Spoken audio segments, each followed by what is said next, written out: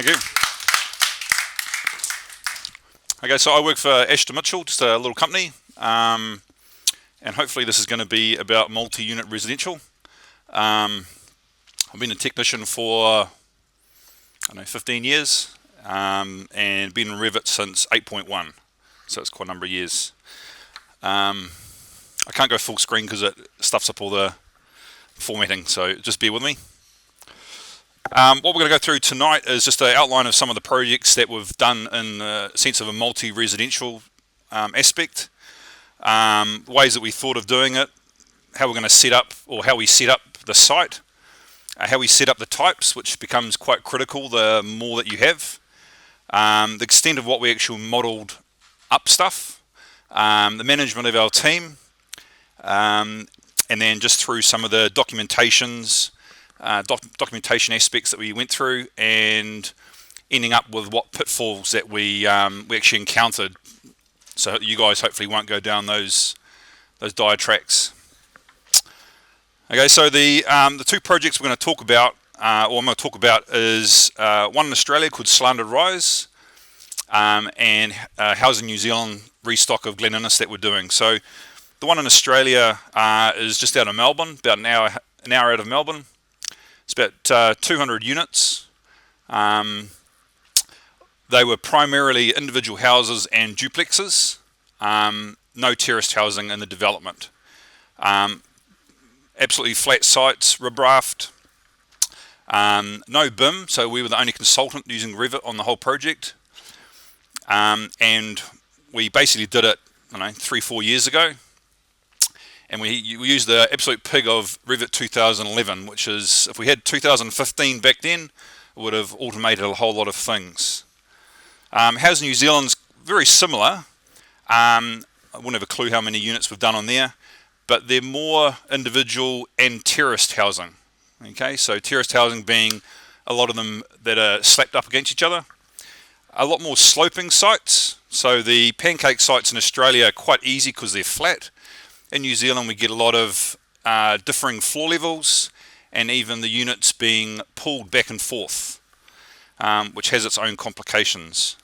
Again, we're the only ones using Revit, and we've used in 2014 and 2015 to document up the projects. Okay, so as far as Slanted goes, hopefully this works. That was the extent of the whole project. So there's about 200 units of varying sizes, with a little community centre in the middle. That was one of the very first iterations of the site. It turned out a lot nicer looking than that. But that was the extent that we had to produce for the resource consent documents. We had to provide street elevations, shadow diagrams and stuff like that. So it was quite a big development.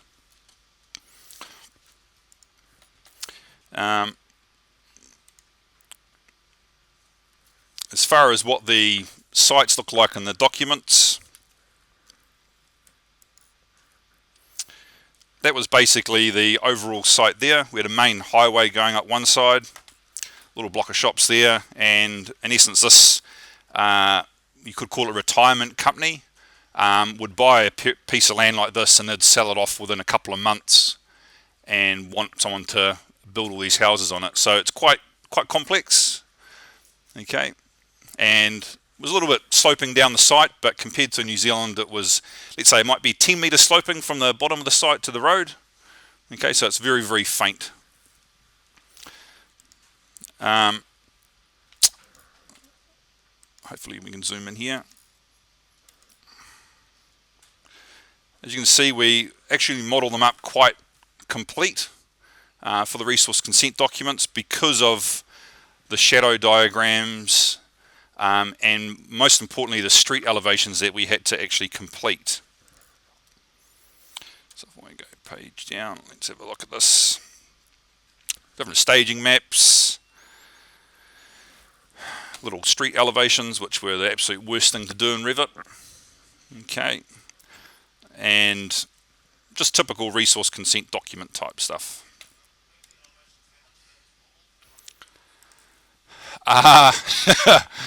We did a lot of Photoshop on it. Revit doesn't have the ability to color links differently. So if you've got one house and you've got a duplex of it and one person wants that one red, that one green, you can't do it with link files. So in essence, you have to trace over it with a filled region, okay, which is really tedious.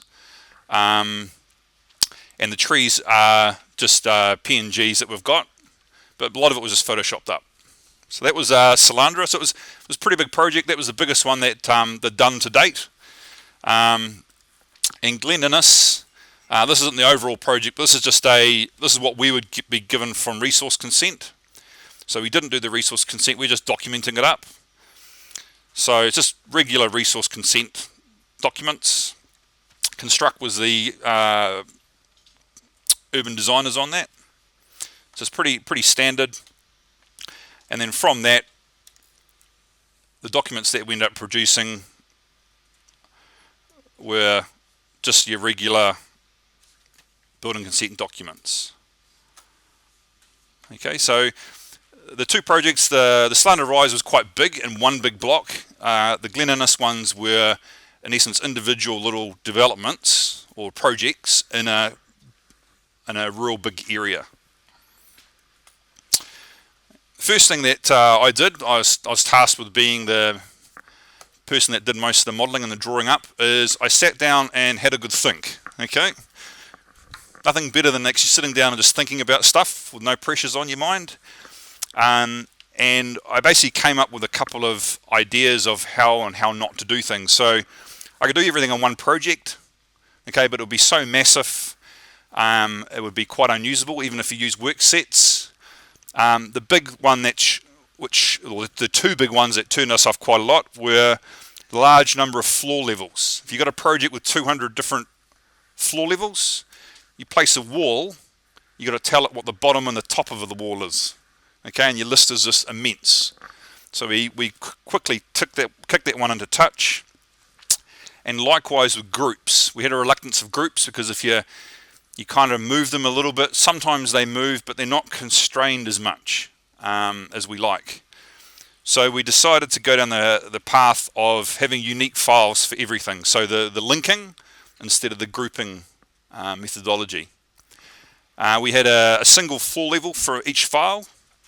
So what this meant was, let's say we had a overall site file with a datum level, and then when we linked in a unit, we then just put a dimension between the datum and the unit's floor level, and we moved it up and down. Okay, so it was quite easy to manage and to adjust things around. And that's the biggest advantage, is all the elements are always constrained in linked files. Okay, so you can move it and it doesn't suck information off other elements in Revit, which we had some problems. So I tested those things. I didn't just think about them and not test them because it was such a big project. So I sat down, made like a little shed, did some comparisons to them, and after 2 days of nutting it out, I sat down and presented what I thought was going to be the best idea to document up 200 or so units. I didn't know if it was the right idea. I did a bit of a Google to see if anyone else had done that type of thing. I couldn't find any white papers out there saying what they'd done, so I just kind of proceeded as we did, and we had some good things. We had a lot of bad things, but we ended up doing some good documents for it. So the first thing we had to do was we had to set up the site. So we got, like most people do, they get a survey file from the surveyor. It's in AutoCAD. We already had a previous design done by an Australian architect, so we had to kind of use AutoCAD to do a little bit of the set out, which ended up being our master plan was kind of done in AutoCAD. We went through lots and lots of options, in actual fact A to Z, and Z1 to 6, and the last one on the alphabet was the one that we actually ended up going with. So it was pretty tedious, especially going from Revit back into AutoCAD. Let's see if I can open up there. No. Let's have a look. From the Glen Innes project, the urban designer used ArchiCAD, So we got their house models in IFC, which was pretty good. And we got their site plans in AutoCAD. Property outlines and topos don't come through at all or very well in IFC. So we had some teething problems to start off with ArchiCAD. Bring stuff in, walls aren't always on walls. A wall might be on a ceiling layer. A roof might be a surface, not a roof. Okay, if you've actually worked with IFCs before, you can see how bad they are. In 2011, we also got, on the Solandra one, we also had some IFCs from the architect as well. But back then, the conversion wasn't that great, and there was lots of things missing. So we didn't really go down that track.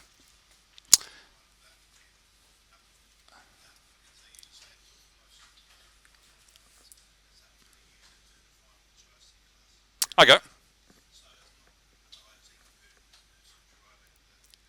Okay. Well, okay. We set up. We did some IFC conversion. So in IFC, you can tell it you want to look for a conversion file.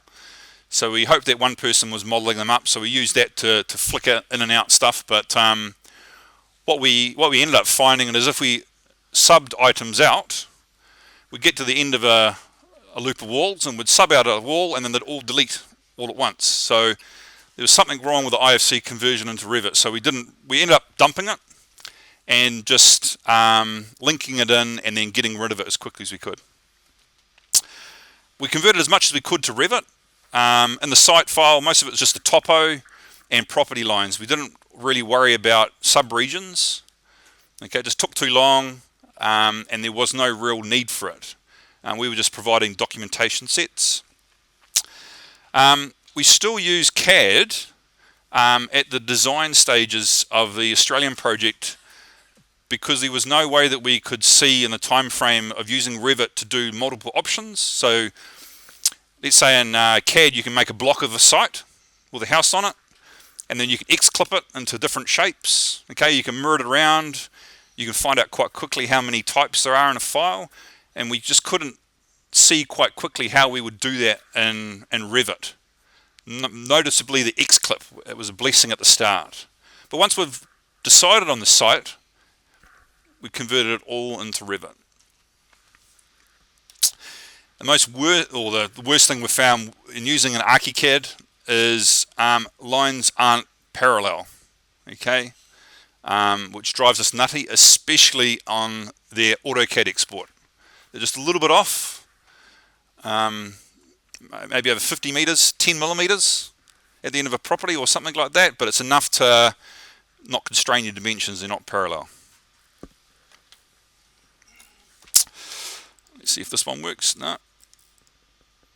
Let's have a look. So that's what we'd get from ArchiCAD. It's opened in AutoCAD, and we would in essence just turn off a whole lot of layers, draw what we think is the correct boundary line, and then start modeling it up from there. I think that was what Solandra looked like in CAD. So again, we just had some XREFs in and just X-clipped them to whatever shape that we wanted. And we had so many permutations of the options, again, A to Z, that we ran into real file management problems. So we ended up not XREFing them, we just ended up inserting them and then X-clipping them inside the file. Okay, now the next bit is on the type. So as we, in multi-unit residential, you don't just have one building, you've got all these different types because all the sites are different. And we had to devise a way in which we could set these up so that they would all update if we needed to,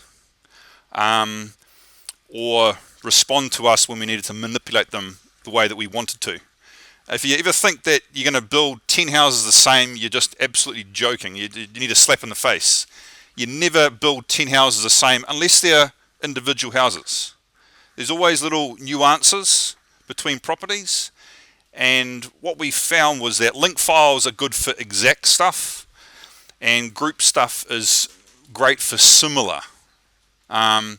we're finding with fire rated stuff, if you got two houses that are different floor heights, you might use linked files for the internals and then the outside as a group, because then you can manipulate the group a lot easier. You can't make them both linked files, because then the next option you might use might be, instead of 500 floor to floor difference, might be 550, and everything just blows up. So we sorted out some of the ways we were going to use types, and then we started to go through permutations of the different types. And this is what really got us in the Australian project was, let's say we had 6 default types, then we had to mirror them. Okay, so that's then 12 types, and then we had, on general, 4 different roof options per type. So instead of taking care of 6 units, we had to take care of 48 units. Okay, so we unfortunately, when we were doing it, we couldn't see any way, so we just put manpower on it, and we ran into some big problems, but we learnt from it. And when we came to do the Glen Innes projects, we didn't go down some of the tracks that we did in that thing.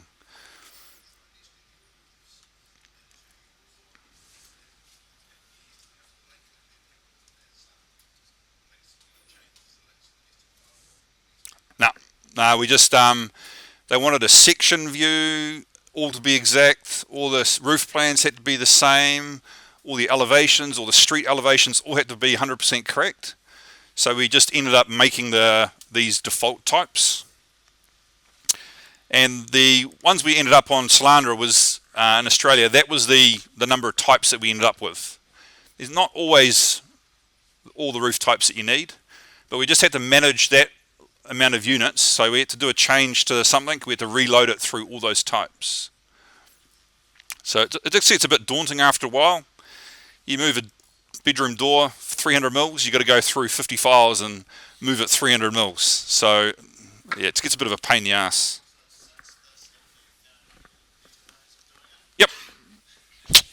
Yep, secret stuff. Secret stuff. No, I'll go through that. I'll go through it later on. So the main one the main thing that we wanted to do was have some set types that didn't change, but they were always in flux. The client would ring up and want some options. So you just got to design a system that you can change quite quickly. Or you might change your house type. You might say, look, I wanted to type 3 there, but I want to type 5 there now. And then you've got to be able to revise this quite a bit. So we went through some of the setting up. Mirrored types, we ended up nesting. So we ended up having a master file, which we then nested into 2 files. So we did the drawings on 1, then went to 2. So that halved some of our drawings. It was quite good. And then we used extensively shared coordinates. That was an absolute godsend.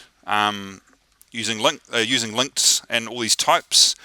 One of the reasons why we also use nested links is the shared coordinates in Revit doesn't like a negative value. So in AutoCAD, let's say you can take your floor plan, you can mirror it, let's say 4 ways on the clock face. In Revit, it doesn't like a minus value. It doesn't attach the site properly, so you in essence can't have a mirror. It won't let you. Whereas the nesting kind of gets around that that little function there. So in essence, what we ended up with was a little diagram like this, where we had basically like an overall site. We then had a lot file, which then had nested links in them. And those nested links were in this file, in marketing drawings, and design drawings, and presentation drawings. So if they updated, that update everywhere. It was the best way that we could, at that time, that we could think about it. So if you wanted to, let's say if you wanted to change this unit here, you could just select it, swap it out, and it would update everywhere in the project. And with the shared coordinates, you'd publish the lot back to the site, or the site back to the lot, whichever way you want to do it.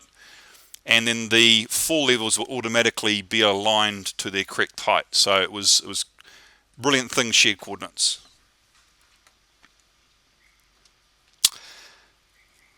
As far as the modelling that we did, we really simplified everything. Because of the number of units, we didn't want to bogged down the model. The files ended up being, each type was about 20 meg. Okay, so it wasn't too big, but when you got them all loaded up, it was actually quite draining. And we just used some of the simple and default tools in Revit. No framing.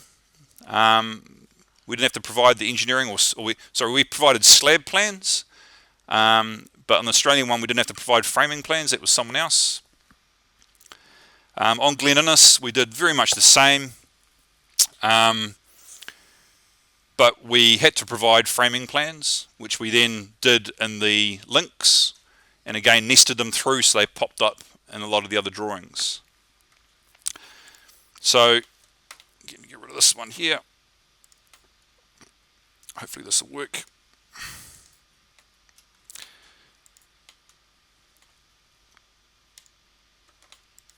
I need control 1. Let's have a look at this. No, control 2.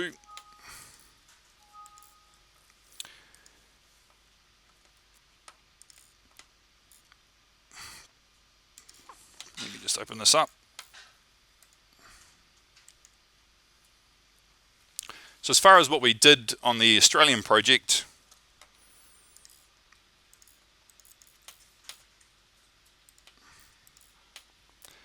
the unit itself was quite simply modelled.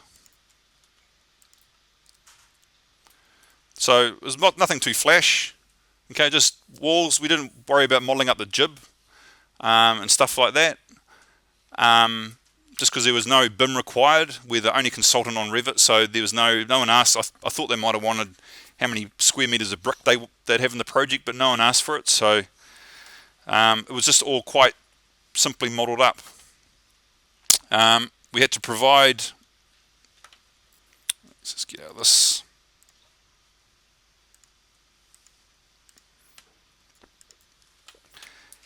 Basically, plans. So we just made these in each of the unit types. Dimensioned up. So again, we dimensioned. We annotated these up so they'd come through in every single link that we wanted. Okay, and some of them we could, and some of them we couldn't. Okay, so it was quite simple what we did. We didn't want to make it complex. We didn't want a rocket scientist to have to manage the project. And the Glen Innes projects ended up being very, very similar to that extent. We didn't bulk the model out with anything.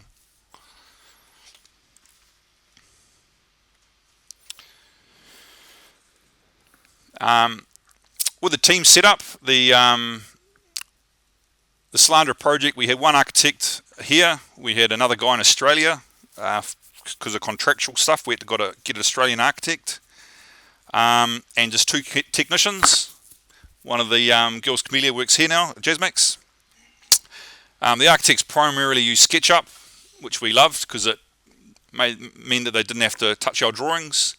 And we use Revit and CAD. On Glen Innes, we didn't take the aspect of using Revit and CAD. It was just all Revit. We didn't want to have any overlapping things. It got quite fragmented on the Slandra project when you started to introduce AutoCAD in the mix. Some people don't know how to use it. They don't know how to run it properly. So we, on the newer projects, it's just 100% Revit for our own documentation. And we also had lots of red pens. We always reviewed the projects. Must have gone through at least 4 or 5 trees of paper on the Australian project.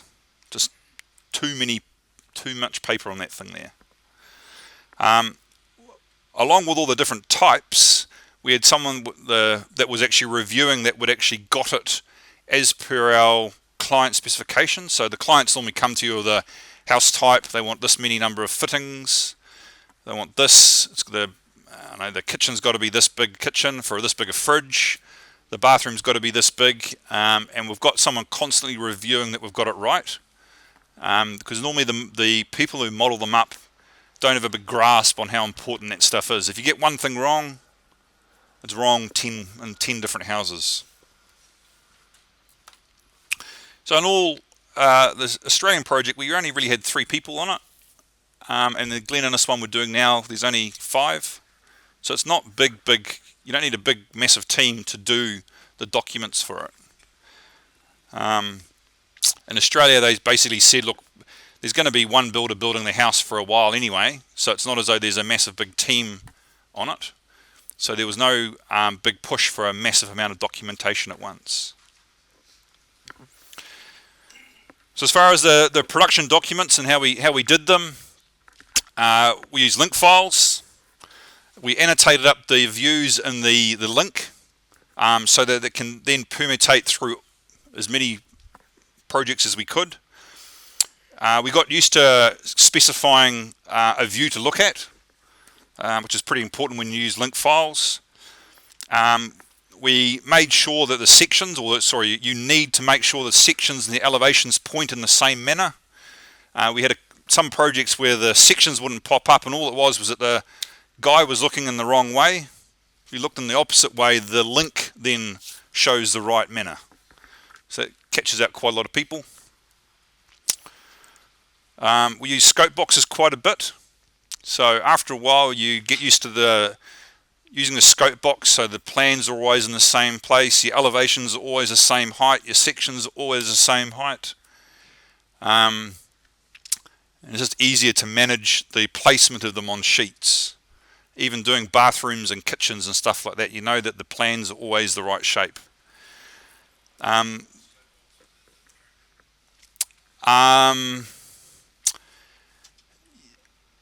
Yes, they were they were at the end level. So let's say in the production project, so where we printed the sheets from, that's where they were. They weren't in the nest.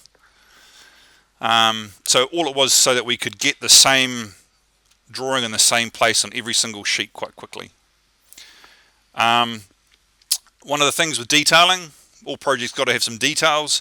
As soon as you have linked files, you can't do a call out to a view in another linked file, or at that stage you couldn't. So we ended up just using annotation symbols and hardwiring in the numbers. So detail 4 was always going to be detail 4 no matter what, because we didn't want to go through the drawing set and have to correct that all over again.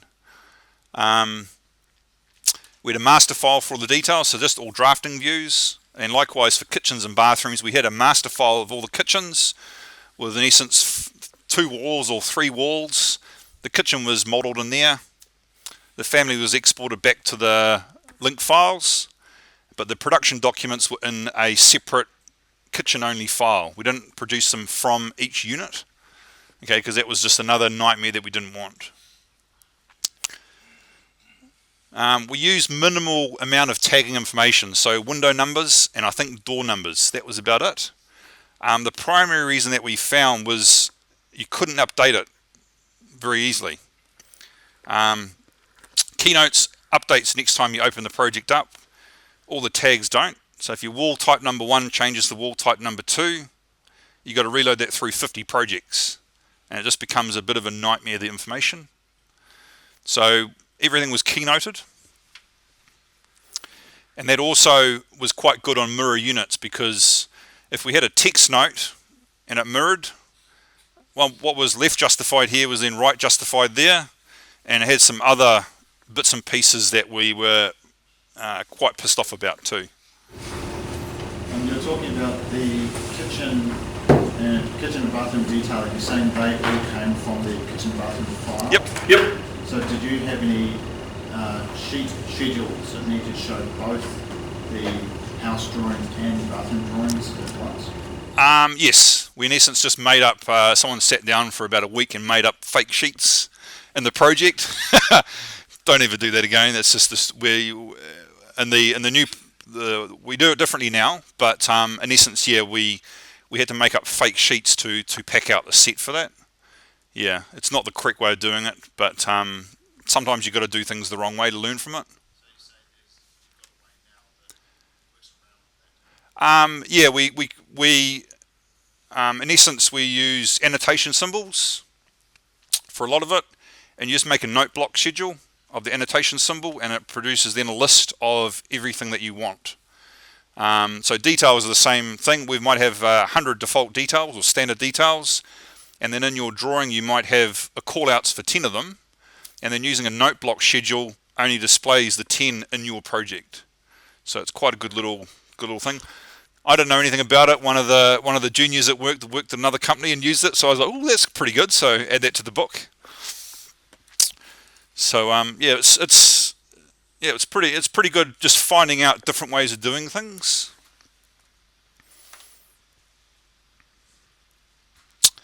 Okay, so the big pitfalls that we encountered. The biggest pitfall that we had was the hardware. When we started doing the resource consent documents, it took me over an hour to open the overall file on the best machine we had in the office. The boss paid 4 or 5K for this whiz-bang machine. It took an hour to load it. So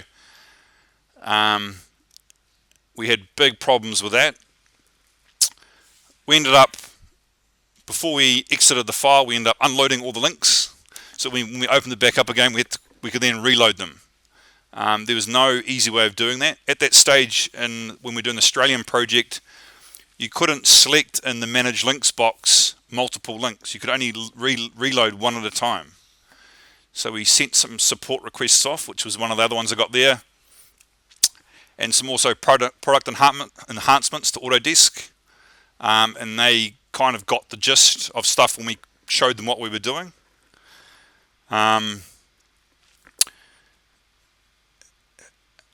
One of the other biggest downfalls that we had was because we started with an AutoCAD plan, we couldn't, to a point, we couldn't actually get rid of it, because we had a client wanting changes every week, and we couldn't, let's say, take 2 weeks off to take the hit and actually dump it.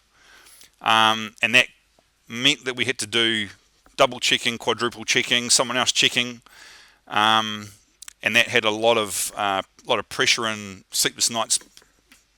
And of course we'd check it, and then the client would find one little mistake and we'd have to redo it again. So we had some big problems with that. It was linked, so we ended up just using Revit as a plot engine in essence. Yeah, we just couldn't find any way around it. Yeah. Detail references, again on linked files. Other ones that we had, other big problems that we had was especially presentation to the client. They had some people that couldn't read drawings, so you give them a set of what we consider consent documents, and they just couldn't read them at all. So we had to keep a live marketing set in essence, and that's all they wanted to look at. They just wanted to make sure that one was updated. So we had a resource consent set we had to keep updated, a building consent set we had to keep updated, and then a marketing set that we had to keep updated. So it was a bit of a nightmare. No, it ended up just being pretty pictures, but even pretty pictures ended up taking its toll. They wanted them to look exactly like these pretty pictures that someone had photoshopped up, and they wouldn't take our requests. They didn't take them, or they didn't actually take them at all. They demanded that. I mean, you got to do that sometimes when you're under contract. So yeah, it was a bit of a pain in the ass. No way to have unique colors on linked files, so that was one of the other biggest pains. We'd finish these real nice drawings, got them all looking real cool, and then we had to color them up using filled regions, because you can't paste or paint colors to link files. We end up just exporting the no, because then what we'd have is you then have to have a filter for every single unit in the development. And if you've got 200 units, then you've got 200 filters. And at that stage, the filters, I mean, I don't know if anyone's used filters. I still hate the filter interface. Doesn't even alphabeticalize it, or didn't used to. So, yep.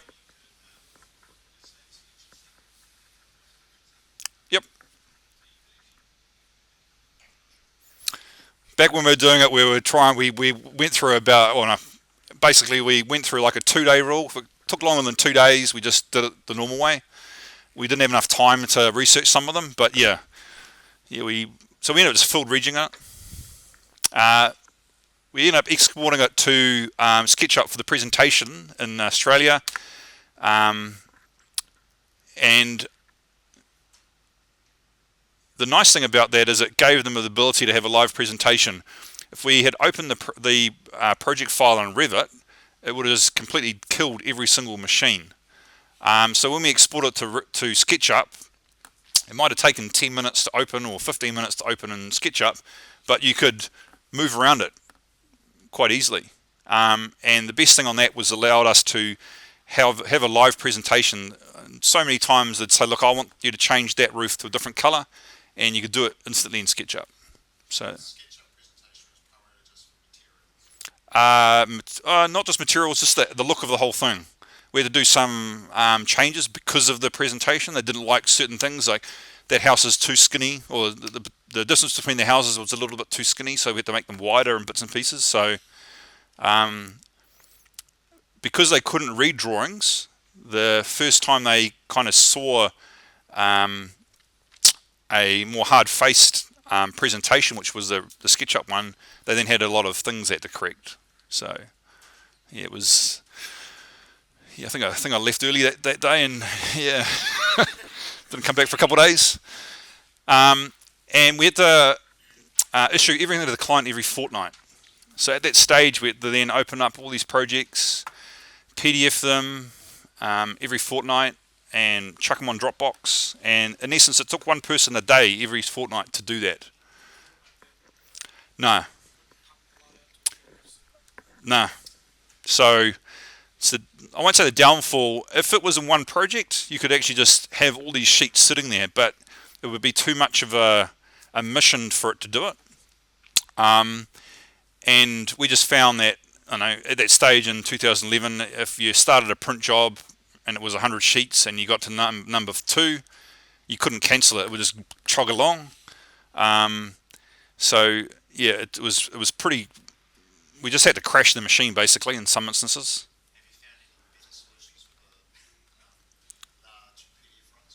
Not really. We just print 2 per sheet. Yeah, no print to one PDF. Just print to individuals. Yep, and then just overwrite everything. Yeah, so every single drawing's got to have the same drawing name from the start to the end, and stuff like that. So it was a big learning experience there. What could we have done actually differently in it? In hindsight, so 2011 was when we did, or 2010, 2011 we did the Australian project. 2014 we did the Glen Innes ones, so we had time to re-look at it, how we actually did some of these things. In hindsight, we should have investigated a bit more when we did the original Revit stuff. I did a Google search about 6 months ago, and I found some RTC papers on the exact thing that I was doing from 2008. So it was always out there. So yeah, it was just about testing ideas out and not being constrained to always go down one track. In this guy's paper, he had basically an idea of using design options. So you can still have a linked file which has design options in it, which you can then tell it which design option you want to see in each link. So that was quite good. Downside of that is you then got to copy the windows and doors to each design option, or just have the walls going up to a certain level with other stuff above. In the Glen Innes one, we're moving to terraced housing. Just have the internals of the house as the link file, because that allows you to have then an exact copy of the stuff that's exactly the same, and then the outside of the shell of the house to be just a group, because you can change things individually. And we're going down that track more and more now. We're just finding there's not many exact houses that you get. Yeah, it's just a nightmare. Yeah. Reducing the number of options. We would have loved it if the clients would take that advice, say, look, no, you've only got 5 options and that's all you got. The builders would love it, but just everyone's property is all different shapes, so you can't always do that. Work sets. On the big Australian one, we didn't we had the main file work setted, but we should have actually work setted stages, because work sets you can actually you can selectively open up certain stages, and that's the only stage that is in the memory. So it's a hardware issue. Instead of opening up the full 200 houses that we had, you could say, look, I only want stage 1, which is 40 houses, and then it's just less stuff for you to actually manage. So that was a thing which we're doing now. We had some project templates, and we kind of started with a project template, and it was up to me to manage and update it. On the Glenina stuff, someone else is doing it now at work, but constant reviews of your stuff. We started with one template, and it's so much different from what we have now ended up with. So you've got to constantly keep updating bits and pieces. And then the last one we got there is we still haven't found a way. I don't know if anyone put that out there to everyone. We've got to find a way that you can link like a legend in, because legends are common to like all projects, and you want to update them in one place and then update everywhere, but we just couldn't find a way. So we end up using just a family, like an annotation symbol, and then updating that, but that was a manual reload that we had to do. So that was an absolute nightmare as well to actually update. So instead of just the model, it was other stuff that we had to update as well. So it was a big learning experience. The biggest thing that I can say that I got from it was really just investigating stuff. I mean, I've done drawings one way or a couple of different ways throughout my career, and it's just a matter of learning a different way of actually documenting stuff up. Yeah. So that's really it. Any questions from anyone? Yeah. I wouldn't do it. Honestly, it's absolute. It's an absolute nightmare to do it. It was. You kind of had to sit down and think of the best possible way of something that you didn't know, and that was really hard to try and get around. So I just do lots of investigation, like heaps of. I mean, I was trawling all the RTC blogs one time, and I found all the white papers, and then I was looking on bits and pieces for little snippets and that. And there's lots of ways of doing things, but linked files. I mean, even today we're doing an apartment block, and I'd use the same methodology where I was using linked files for everything. One room linked into a level, which is then linked into the master plan. Update one unit plan, updates 300 units. Well, I did this. It took me an hour to open the project. As soon as I grouped the room in the level, it took me a minute to open the project up. Yep. So you still have I'm not saying you still have linked files, because you still want to, let's say, link a level into a building and copy that level up, let's say 10 times. But the actual, let's say the rooms in the level can be grouped in there. And that's just today. So gone from an hour opening a project to a minute.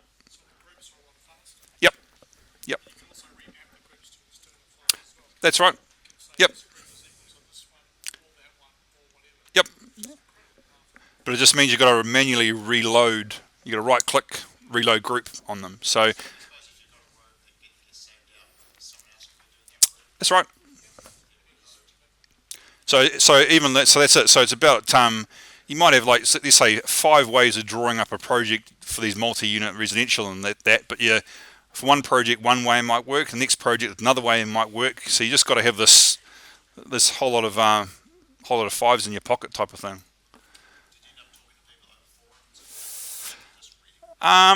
Just reading, actually. I did on Revit Forum, and Revit Forum for a lot of the New Zealand stuff. The Australian stuff, that was just algae, and some people did things some ways, and then when I put something, not at that stage, I put some good ideas up there, but at that stage not many people were doing that type of project. But there are now more projects, like a healthcare project's very similar, where you get like a same room around the place. So there's a lot more stuff out there, and I think more people are publishing more and more about the actual subject. So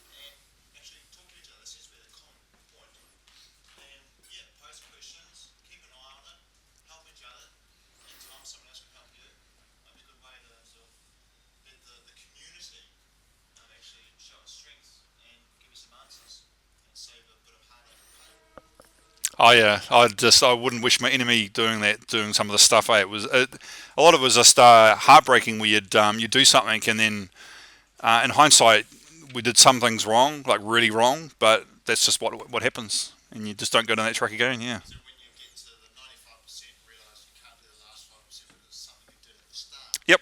Yep. But that was the nice thing with doing these Housing New Zealand ones now, was we actually learnt and we implemented a lot more stuff from what we actually found out about that. Yeah. Just with detail call out. Oh. Pardon? Yep. Yes. Yep. So that was all. So in the Australian. Yep. Oh no. Sorry. As far as the topography, it was just a surface, and that was it. We didn't. No curbs, no paths, no nothing like that. We were largely contracted out of doing the site works. That was the urban designer's problem. So that.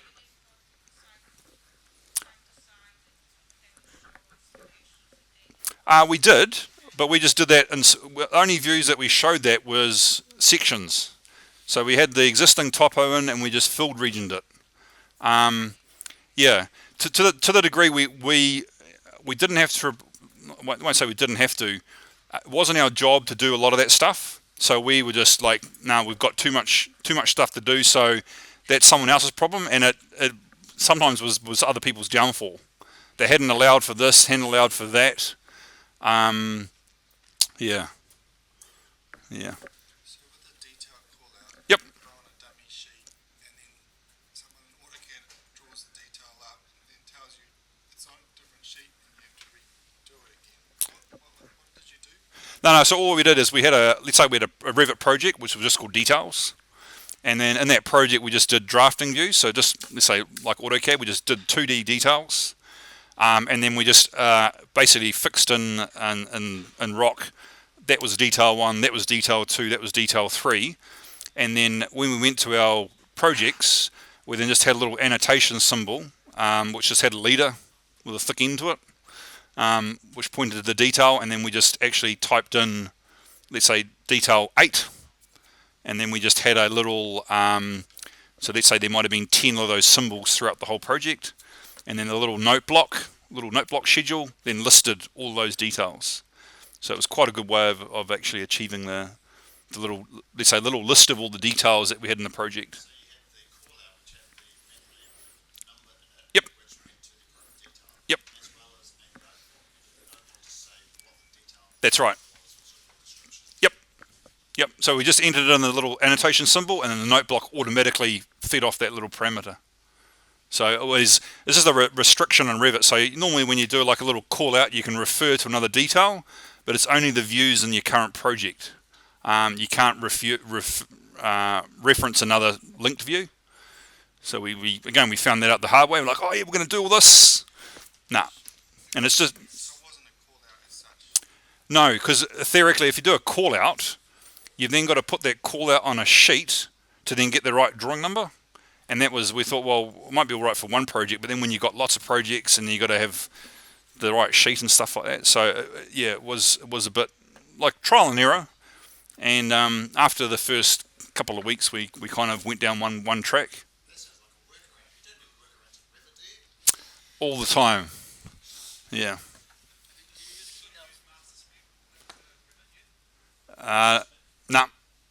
Nah. It was the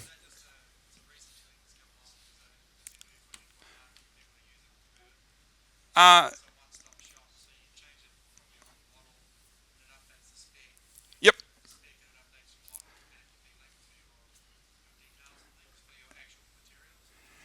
Yeah, I mean, we use Master Spec all the time. That's the program we use at work. But as far as linking it to the documents, that would be great. But we just don't. The way we annotate up stuff, we annotate up a wall element. We don't annotate up the finish. And a lot of your stuff is kept quite generic. Yep. So we have a roof type 1, which has a description. We don't have a note which says it's a colour steel roof and a note that says it's building wrap. So that's the big thing why let's say we won't ever implement that. And that's just the way that the documents look. So if I'll just open up one of these ones here.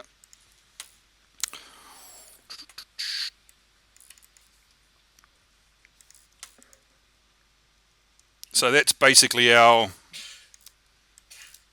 see, move across there. That's how we annotate it up. A wall type 14 is that specification. So there's no way to link that to master spec. Does your specification refer to that wall type? No, no. So it can't, because it's then broken up into two things. So let's say your framing will be one section in carpentry, your weatherboards will be something in cladding.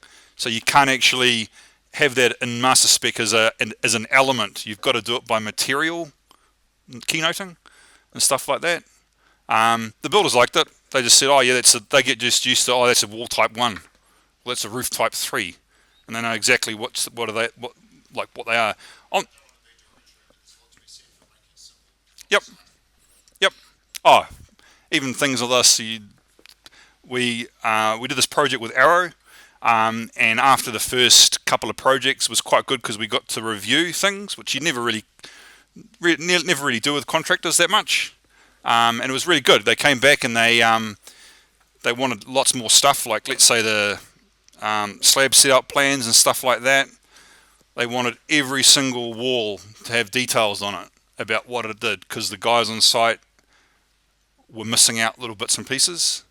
And so we went not nutty on that, is because that was a requirement of them. So in a normal project, you don't get that review back from a contractor. You just go on to the next contractor.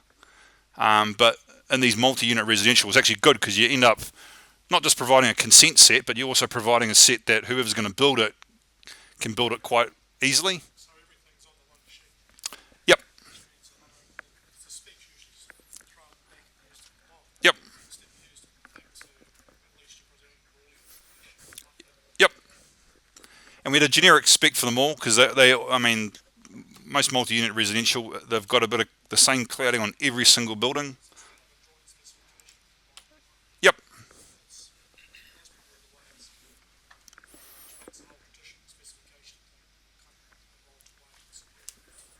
Only brought out in times of sorrow. Yep. Yep. The Australian one was A3 because they were all cheapskates. But the New Zealand ones are all A1 because that's what we had to do for council. There was a photograph of someone from Arrow coming to our office. Could have been on the council website, and they basically had to have a ute to put all the drawings in the back because we did a development which had 40 units, and council wanted 2 sets because they wanted co-compliance for each individual unit. 2 sets of drawings, so they had 80 sets of drawings lodged at council. So hopefully they did. Yeah, we asked them. Yep, because that was just Yep, that was just the policy. So.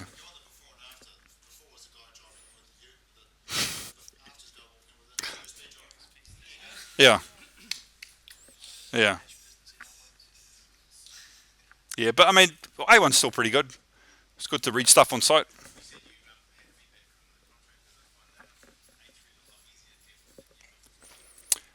Yeah, but we just found though that A1s are the best because then when you issue an A1 to site, it's kind of like updated.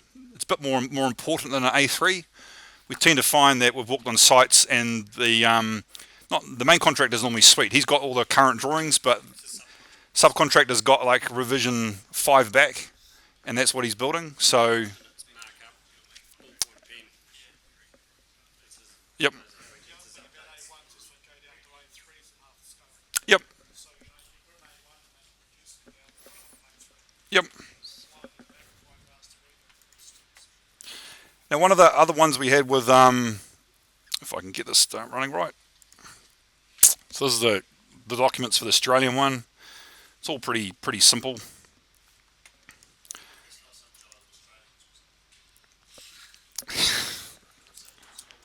Yep. Now, the one thing which we found was when you mirror a link, the vertical dimensions all mirror over, which is an absolute mirror text doesn't work at all in Revit, or not say at all. It doesn't work very well. So let's say that dimension there, and that dimension there.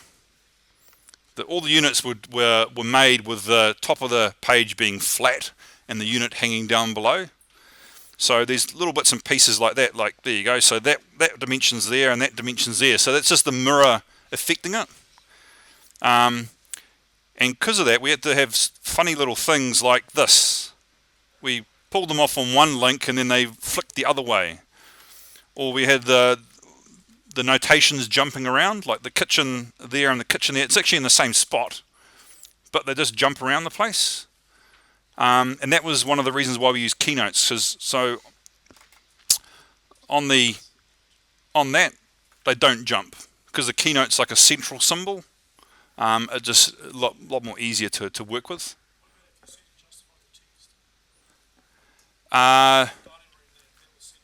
No, that was all. It was all centre justified. Still happened, Kerry. Yep.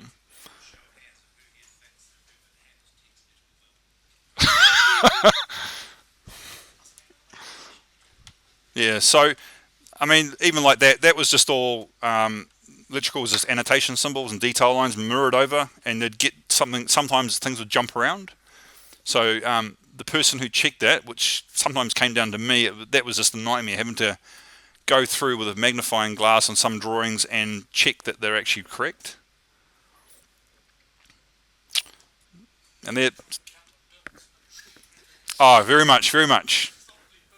No, I mean that. Yep, I mean that one there.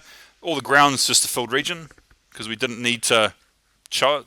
We linked it in from the master file and then we traced over it, got rid of the master file. No, let's say that whole house there is one linked file, and that whole house there is one linked separate file as well. Yep. Yes. Yep.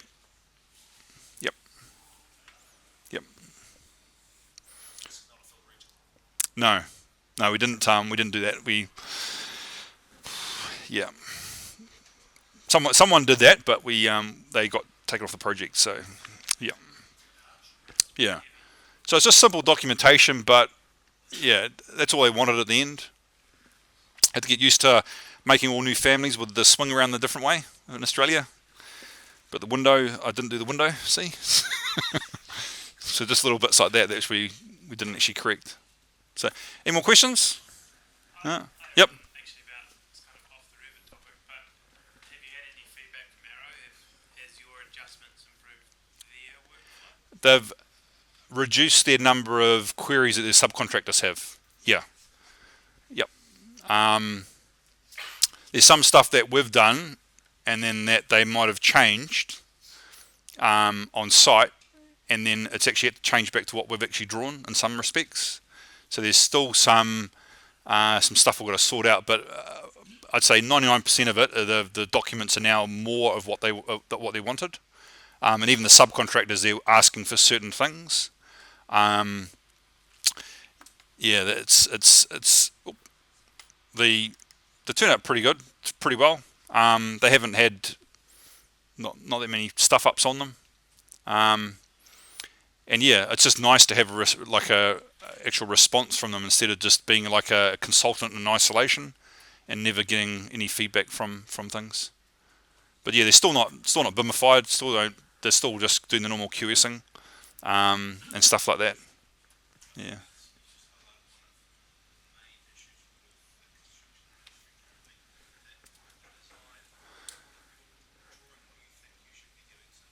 Yep. Yep.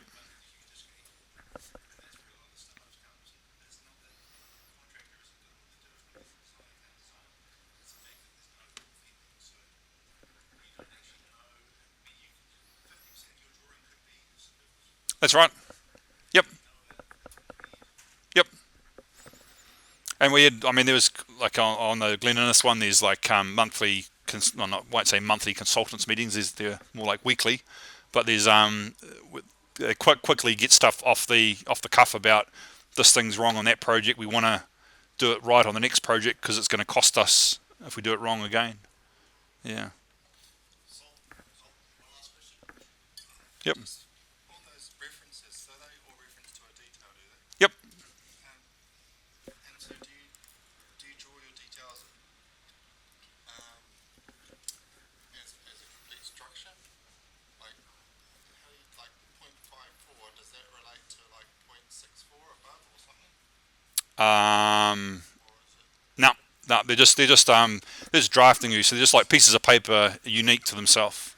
Yeah, I think some of them, the 50 ones might be some type of slab. I think the 60 ones are something, or the 60s are something else. I suppose when you start with a fixed number system, so that the annotation and call-out system can work, you have to start at one, Yep. go all the way down. Would you leave holes? I go 0.1 for foundations, 1.1 for floors, 2.1 for to give some fat, but we just didn't do them in this type of thing. So Point where you fill up the ones and you have to have a floor detail that's specific. yep, yep. Theoretically, yes. Yep. So the details are all A4s. That was one of the biggest things. I didn't want to reduce detail. No faxing involved there. No. Yeah, we'd have to manually type them in ourselves. It's just a dumb annotation symbol with a parameter that we just typed it in. That's right. Yep. So still a little bit of manual stuff, but it was the only way that we could do a, let's say a drawing set with a separate, let's say a separate detail booklet. We didn't want to do callouts of the model because then we're then got to tag the model, and then you then got to update the model data. It was easier to pull that type of linking out, and so in essence, in that respect, the BIM was not actually an advantage; it was a hindrance. Yeah. Very similar. Yeah. Yep. Well, I'm going to jump in now and say, Dwane, thank you. That's right. That's right. Anyway, anyone got a question? Just give me. I'm Dwane at Ashton Mitchell. Just give me a phone call. I'm in the phone book. I answer. What's your fax number? I don't have facts. Just Google Ashton Mitchell and yeah, I'm Dwane. Yep. So, yeah, like I say, contact each other, talk to each other. Dwane is there. Everyone else who's got anything to do with multi-residential, terrace apartments, multi-level apartments, talk to each other because it sounds like there's a lot of pitfalls you can find along the way. Yep. So, by all means, meet up site, I keep banging on about it, but it seems to work. Do it. Make it work, make it happen. Let it work if you guys actually use it. So, go for it. So that brings us to the end of the presentation. I've got a couple of tips and tricks I can show you if you're interested. It's almost got a nice little pass to a few. I'll keep it easy. There you go. So, thank you, Dwane. Cool. Just bear with me. Let's see if this works. If it doesn't, I'll just crawl away quietly. Yeah, mate. Thanks, Michael. Actually, it will. So, we're good to go. Fantastic. All right. That's the